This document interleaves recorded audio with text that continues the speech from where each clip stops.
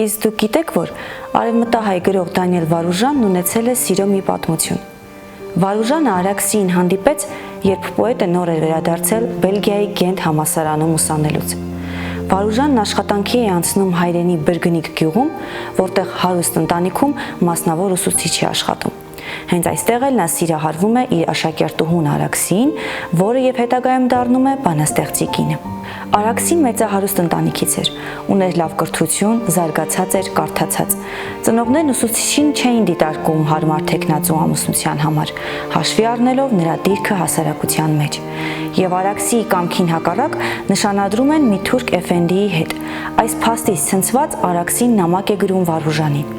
Ոչ ոք չի կրնա բաժնել ձեզ, իմ սիրած ու պաշտած Վարուժանեն։ Այս նամակը հենց նշանադրության օրը պատահաբար ընկնում է թուրք փեսացուի ձեռքը։ Կարդալով այս տողերը եւ տեսնելով հարսնացուի արցունքոտ աչքերը, նա հասկանում է, որ Արաքսիի միակ սերը Վարուժանն է։ Թուրք երիտասարդը շնորհավորում է Վարուժանին եւ Արաքսիին, մաղթելով նրանց երջանկություն։ Շուտով զույգն ամուսնանում է։ Տարիներ անց նրանք ունենում են 3 երեխա՝ Վերոնիկը, Արմենը եւ Հայկակը, որին ցավոք Վարուժանն այդպես էլ չի հասցնում տեսնել։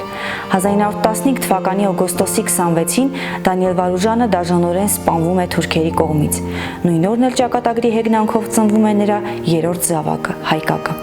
Ամբողջական հաղորդումը կարող եք դիտել ստորև նշված հղումով եւ չմոռանաք բաժանորդագրվել մեր Facebook-յան եւ YouTube-յան ալիքին, որպեսզի բաց չթողնեք մեր հաղորդումները։